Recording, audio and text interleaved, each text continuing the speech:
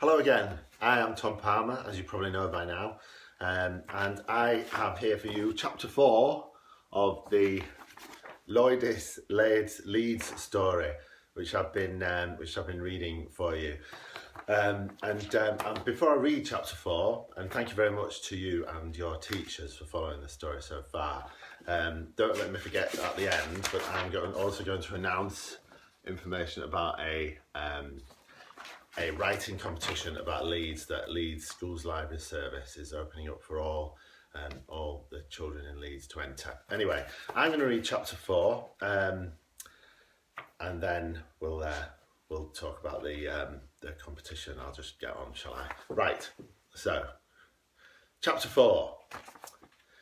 Nisha and Mo have been visited by 2 ghosts. Each ghost has set the 3 children a challenge to find something out about the history of Leeds. The quest is to solve 4 clues to reveal something amazing about their city that will only be revealed if they succeed. But the 3rd ghost presents a problem. That, if it shows itself to Jack, he may be either too scared to listen to it, or that he does not believe it exists. Jack must face his ghost, or the whole quest is under threat. In the school holidays, Jack was always allowed to sleep in his dad's shed. His dad had died when Jack was 5, a heart attack. Now the shed was Jack's shed, though he still called it his dad's shed.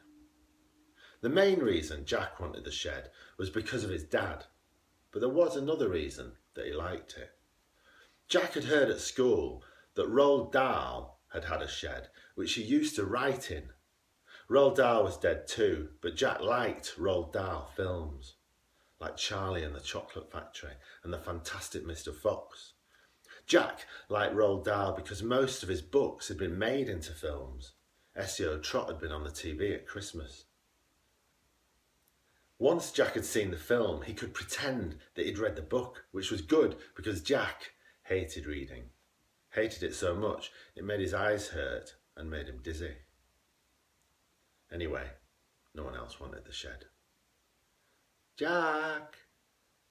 Jack had voiced in the dark. Jack heard the voice, but did nothing. It was 2 a.m. He knew it was his ghost. Jack! A child's voice. That's what it sounded like. Jack lay still. He was not going to talk to the ghost or look at it. It wasn't there. Ghost didn't exist. Full stop. Jackie! Jack twitched. He hated being called Jackie now. His dad had called him that, and no one else was allowed to. He screwed his eyes tight and curled up. If ghosts did exist, Jack said to himself, then his dad would have been to see him. But his dad had not been to see him. Not once. So ghosts didn't exist, did they? Because if they did, he would have been. And if he had not been to see Jack, then why not? That's why they didn't exist. I am the son of a Roman centurion, the ghost that wasn't there said. My father was based at a great palace called Cambodnum, but he was killed fighting the Scots. He was buried north of Cambodnum. I need you to find his coffin. Jack listened carefully. Each word burned itself into his mind. He thought about what the ghost that wasn't there was saying, about his Roman dad, and about the fact that the not ghost had called him Jackie, like his dad used to. Jack leapt up, eyes wide open. Wait, he shouted, where are you? But Jack could see nothing except the walls of his dad's shed in the half light. My dad died too, Jack called out. But his ghost had gone. They met in the shed, straight after breakfast, although Jack had not had breakfast. He told the others what the ghost had said, that they had to find a coffin of a Roman centurion. What did he look like? Nisha asked. Just a boy, Jack said. Was he wearing one of those sheets? Mo asked. A toga? Jack shrugged. Did you even see him? Nisha asked. It was dark, Jack lied. Nisha screwed up her face and Jack knew that she didn't believe him. But he didn't want to admit that he'd been too scared to open his eyes. Then Mo was talking. Coffin, yes. Do you remember when we went to the library of school and that librarian gave us a tour and she showed us some of those books about local history? There was a blue one for kids. It had lots of photos in it and old stuff from Leeds. I think we've got it in the school library too. It was only the second week I was at school, Mo finished. Yeah, Nisha said. But we need to find that book, Mo said. I'm sure there was a picture of a coffin in it. Now it is your turn. What do you think the clue that Jack got means? Can you find a place in Leeds that fits the description? Have a go as a group before you read on with the story and see if you found out what Mo and Nisha and Jack did. I'm going to pause now for 5 seconds and then I'll start the bit that comes after this. That's about 5, isn't it? Right. The 3 children walked to the library. Jack felt nervous. He'd only ever been to the library with school, never on his own or with an adult. It had a wide front door, great big windows and a bright coloured furniture inside. Are we allowed in? Jack asked. Just us, I mean. Course we are, Nisha laughed. My dad brings me here all the time, since I was a baby, but I come on my own too, don't you? Jack shook his head. Mo, walking just behind them, wanted to ask Jack why he was always worried if they were allowed to places that he thought that most kids knew they were allowed into. But Mo decided not to say anything, not now, anyway. Nisha marched into the library. Mo followed with Jack trailing at the back now. Ask at the counter, Mo suggested. I don't need to, Nisha said. I can find it. Mo and Jack waited as Nisha scanned the shelves. She looked very much as if she knew what she was doing. The 2 boys caught each other's eyes at one point and smiled. Neither of them was going to interrupt Nisha and her search.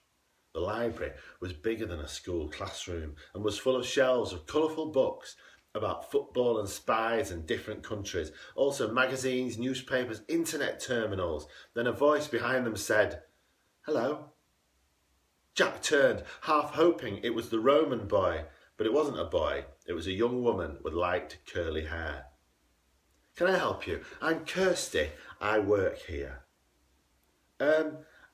I think we've come for a book, Jack said clumsily. Well, you've come to the right place, Kirsty said, smiling. What sort of book? A history book about Leeds, please, Jack said. Kirsty smiled, and Jack felt okay. This woman was being nice to him.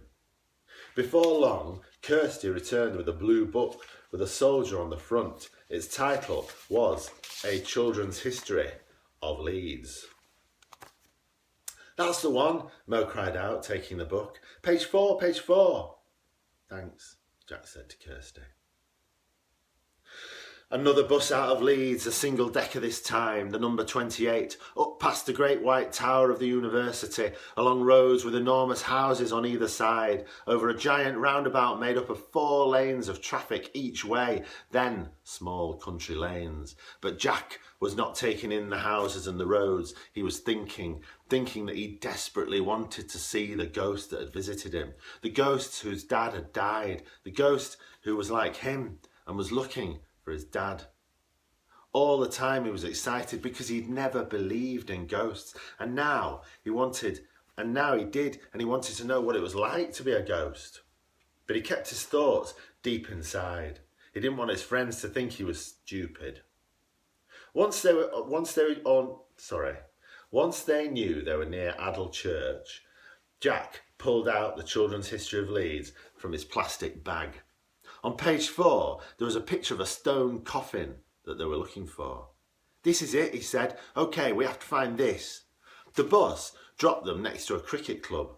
It was surrounded by fields and tall, dark trees and sky, a blue, huge sky full of birds and clouds. As soon as they were off the bus, Jack was scanning the fields and roadsides for someone who looked Roman. He needed to see his ghost. He felt like he could handle it now that he was with his friends, and now that it was light. Nisha was looking at a bus stop sign. It listed buses back to Leeds city centre. "There's a bus back to Leeds in 7 minutes," she said, "and it's the last one. We have to hurry." "I can see the church," Mo said. "Let's look inside." The three children jogged towards the church. At the entrance, where a long stone path led directly towards a small church, there was a set of stone steps that had once been used so that churchgoers could get on and off their horses. That's what Nisha said. She said she'd seen one at a big country house she'd visited once. Jack stood to stare at it. He couldn't believe that before cars and buses, people came to church on horses. Did people use it in Roman times, he wondered. He stared at the church. Lights were illuminating its walls now, the shafts of light making the trees look magical as daylight faded. Mo and Nisha walked on, but Jack stood deep in thought. The other two were nearly halfway along the path when they heard Jack call out. He was still gazing at the beautiful church, surrounded by fields and grass and gravestones. It was so amazing just to stand and stare. That was when he saw them. "Wait!" he shouted. Nisha turned round to see Jack standing at the entrance. "We don't have time, Jack. Less than 5 minutes now." But Jack was pointing to a cluster of stone pieces on the grass, 2 large circles or wheels and 3 rectangles. "I think I've found them," Jack grinned. "They're here." Nisha and Mo rushed to the stone pieces. 3 of them were clearly coffins. Jack got his library book out again and compared the coffins on the ground to the one in the book. "This is it," he said. "The boy's dad's coffin." Jack felt a strange feeling going through him. It was like sadness, but a sort of happiness too. He scanned the graveyard again and wished the boy would appear, but he didn't. "We'd better get the bus," Mo said after they'd taken the photo of the coffin. "I want to stay for a bit," Jack said. "I think we need to stay for a bit to make sure they know we're here." Nisha shook her head. "We have to catch a bus, get back to Leeds." Mo and Nisha walked towards the road. Jack hesitated, knelt down and touched the Roman coffin. "Sorry," he said. Then he ran back to catch up with his friends, with a deep down feeling they should have stayed for longer, should have looked properly. That is the end of chapter 4. The children are 1 clue away from completing the challenge that the lady in the City of Leeds Museum set them. But Jack is worried. Perhaps they've not solved all 3. He feels that they should have seen the ghost of the child who came to his dad's shed. And everything feels wrong to Jack. But now they're on the bus back into Leeds and there's no going back. And the question is, will a 4th ghost come? And if it does, what will it ask them to do as the 4th puzzle, and will they solve it? And that is the end of chapter 4. There is 1 chapter left where if the children manage to solve the clue, they will have the great revelation about the historical thing in Leeds. Anyway, I hope you enjoyed that chapter. We did actually, I went out with Schools Library Service, Leeds Schools Library Service, to try and to video it in Adel Church graveyard, and unfortunately I wasn't very professional. I kept laughing. I was dressed up in a toga and with a I can't remember what you call them, those where you got all the leaves around your head. It's gone out of my mind, but I'm sure you know. Anyway, but unfortunately I was laughing and I couldn't do it. But what we're going to do is we're going to try and get one of the outtakes of that and put it on the website with where these are kept, and so you can see me being utterly pathetic in a graveyard in Leeds. Anyway, now is the time to launch the thrilling Loidis Leeds story writing competition. So, for this competition, everyone in your school is invited to enter and write a story that's set in Leeds. And these are the rules. I'm going to read them really quickly, but also you can download the rules as well. But I thought it'd be good for you to know. And please please have a go at this if you fancy having a go at a writing competition. Anyone can write. If you want to write a story about Leeds, anything to do with Leeds, you can do it. I wasn't a reader or a writer until sort of 17, and I genuinely didn't believe that I could write, but anyone can write. You can write if you want to write, and you can write stories or poems or whatever you want to do. You don't have to be anything special. Writers are just normal people, like I am hopefully a normal person, so please have a go. Anyway, these are the rules. So it's a story, any sort of story. It needs to be set in Leeds. The competition rules are open to Leeds pupils only, so just you. 1 entry per school. That means that everyone in the school can enter it, but then your school has to put forward which you think is the best story to represent your school against the other schools. The story must be set in Leeds. Oh, we've said that twice, sorry. The work must be the child's own. We'd much prefer stories from children that are written by children, by yourself. Obviously, you can have a bit of help in editing the story, but it's got to be your own work. There's no minimum word limit, but the stories must be no longer than 500 words, which is the same as that Radio 2 competition. Each entry must have the name of the child and their school and year group written on the story. They must be legible, which means you can read them, and there's some other rules, but to be honest, you don't need to hear them. But your teachers or at home, you could print that off my website at tompalmer.co.uk/Leeds-SLS, I believe. Anyway, I hope you enter the competition, and I'm part of the judging of which is going to win that. And to be honest, I've forgotten what the prizes are, but one of them's to do with me coming into your school. So that would be brilliant if you'd like to have a go at that, because I like going into Leeds schools, as you can probably guess. Anyway, thank you for listening to me rambling on, and thank you for listening to chapter 4 of the story. And next time I see you, I believe it's coming out on the 30th of March, just after Easter, I will read you the final chapter of Loidis, Leeds. And thank you very much to you and to your teachers for listening to this. See you later.